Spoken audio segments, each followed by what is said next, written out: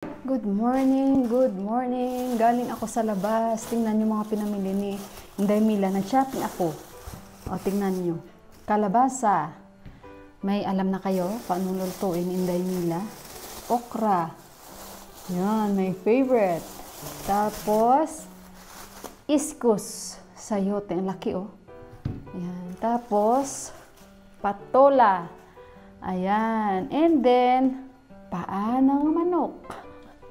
So, yan yung trip ko today na gusto kong ulamin. Actually, guys, di ba minsan hindi rin natin ma-avoid? May mga gusto tayong kainin. So, ngayon, ito yung lulutuin ko. Unahin ko muna ang aking laswa. Then, nilinisan ko itong paa ng manok dahil pag nalinisan at napakuluan ko naman, ay mabilis lang ito.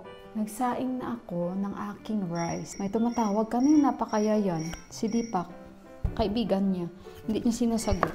So, si Deepak nasa taas, naglilinis. And si Deepak, yun na nga, may mutton curry pa siya na natira kahapon na niluto ko kasi nga siya lang naman ang kakain. So, may natira pa. Yan na yung kakain niya. At kung gusto niya na medyo may sabaw, ito na yung kalabasa. Diba? Kalabasa, oh. Yelo na yelo. So, ayun guys. Ito yung trip ko kainin kasi alam nyo ba, gustong-gusto ko talaga i-partner sa laswa, bihon, at saka adobo. Yan yung mga gusto kong i-partner. Tsaka syempre, pritong isda o adobong ata. Yan yung mga gusto kong i-partner talaga pag kumain ako ng laswa, guys. Ito yung aking uulamin. At para si Johan mamaya, meron din siyang laswa na kakainin. Pumasok mo si Johan, guys. At thank you Lord, medyo okay na tayo dahil sa weather change. At thank you sa mga comments nyo. Diba? Parang sumasakit-sakit talaga yung ulo ko. Hindi talaga maganda kahapon yung pakiramdam ko. More liquid. And pahinga-hinga tayo. Tapos, ngayon okay na. Naligo ako. Maga ako naligo din. Feeling fresh tayo. Dahil nga sa ano guys, no? Change weather. Kaya ito yung maramdaman natin. Kaya higop tayo ng sabaw. And yun pala, may malunggay ako. Diba marami ako malunggay nasa freezer. So ayan, nilabas ko na yung ilalagay ko dito. So hindi pa naman ako nagpapakulo ng ano ko dito, no? Sa aking laswa. Dapat nagpakulo na ako. Kasi mabilis lang naman ito guys. Actually, ang gusto ko talaga yung tambo. Kaso lang, parang mahirap.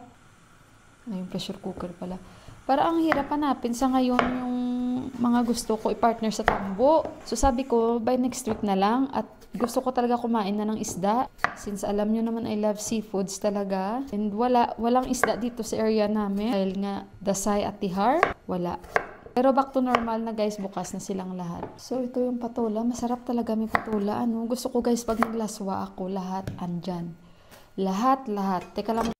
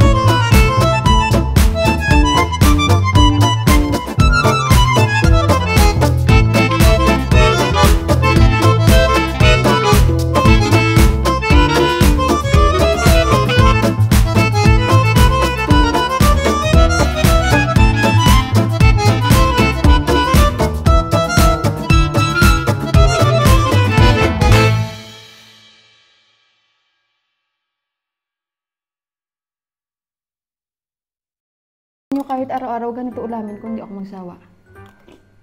Lalo yung mga hipon na maliliit.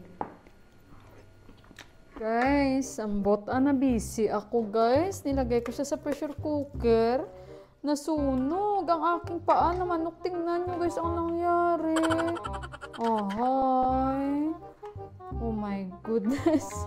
Sinig ko to kanina. Tapos, hala, nawili ako sa ginagawa ko. Tingnan nyo na yung paa ng manok ko guys. Ay, ambot Ay, nasunog siya.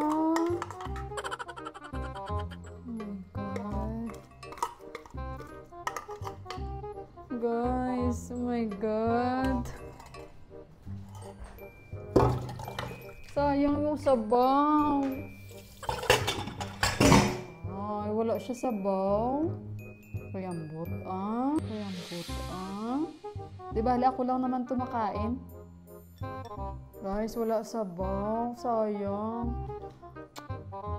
Di bali may sabaw naman ako. Sobrang lambot. Sobrang favorite ko, tingnan nyo, durog. Guys, papakita ako sa inyo. Mag-ano kami, mag-inquire kami ni Deepak dito sa likod ba namin, yung nagtitinda ng dito na naman yung mga ibon guys, sa taas sa rooftop namin. Hala, naglilik pala itong inano ni Deepak. Yung pinutol niya, nagripo namin. So, ayun guys, nakikita nyo yung likod namin. Di ba nagbibenta yan sila ng Bermuda? So, baka mamaya pupunta kami dyan. Mag-inquire kami magkano yung per square meter nila. Kasi, nagsabi si Deepak sa akin na kukuha kami dyan, magbibili kami at sila yung maglalagay ng Bermuda doon sa baba namin, palinisan namin at palagyan namin palibot itong bahay na ito ng Bermuda. Ayan. At saka hala, naglilik dito. Masabihan ko talaga si Deepak. Yung ating muntala, nag-iba ang kanyang kulay. Sandali guys, hindi nyo makita, oh. Nag-iba ang kanyang kulay, oh. Hindi to kalamunding muntala, to mag-yellow ito guys. Ayan. Yung kapitbahay namin, ang dami-dami niya. Si Buwan nakatingin sa akin yung daddy ni Didi ba. At saka yun, mag-i-inquire kami ni Deepak kasi palalagyan namin yung gilidan, tapos yung sa harapan ng bahay palagyan namin. So yun yung sabi ni Deepak sa akin kahapon. And mag-i-inquire kami mamaya. Guys, may nangunguha dito ng pagkain ng kanilang hayop. Alam nyo na tinapon ko dito yung gamot ko sa higad. Teka lang, nakikita nyo dyan? Naitapon ko dyan yung gamot sa higad. May blue dyan na plastic. Nakikita nyo yung blue na plastic? Yan. Yan yung gamot sa... Ay hindi, gamit pala yan ni Didi. Teka lang. Papakita ko sa inyo. Kasi blue din eh. Di ba yan yung sasakyan? Parang dyan banda. Hindi ko alam kung makikita natin. No? But i-try ko i-zoom guys kung makikita natin. Basta may blue. Ayan. Yan yung aking gamot sa higad. Itinapon ko yan dyan. So, kumukuha yan si Didi para sa kanyang pagkain ng kanyang, hindi ko alam, kambing o baka. Yan. Kasi parang may mga special na damo sila na kinukuha dyan. So, mabuti yung tinapunan ko. Hindi naman yun guys na masasabi kong delikado o kasi naka-close naman yun. Diyan ko itinapon.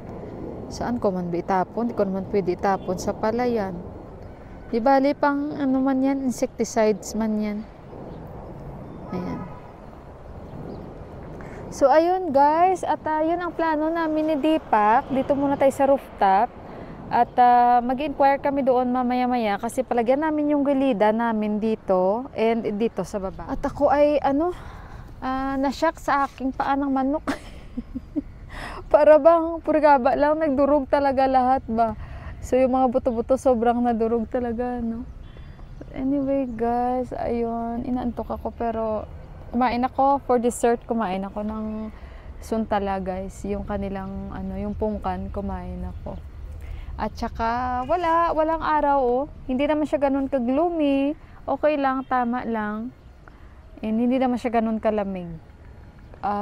Pag umaga and pag gabi, malamig talaga. Malamig talaga guys. Kasi nung isang gabi, nag 13 degrees kami, 12 degrees yun. Dito kasi guys, the best talaga ang weather ng Kathmandu kasi pinakababa to eh.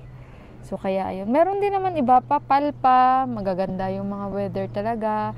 Tsaka sa lugar ni Sangyambro, nakalimutan ko yung lugar ni Sangyambro kasi maganda yung lugar ni Sangyambro. Pag for example, winter, summer naman yung weather doon sa kanila. Maganda pumunta doon like kagaya ngayon, tiglamig. Maganda pumunta sa lugar nila. And then pag summer naman, maganda din pumunta sa lugar nila dahil malamig. Opposite ba? So kaya ayun. At saka kung malamig lang ang pag-uusapan, pag winter ay talagang malamig dito. At saka kung summer naman, hindi naman ganoon kainit dito kasi pag mainit sa Kathmandu, mas mainit sa ibang parte ng Nepal. So ayun guys. At saka, wala naman ako masyadong ganap for today, yan lang. At happy naman ako at nakapagluto ako ng gusto kong kainin.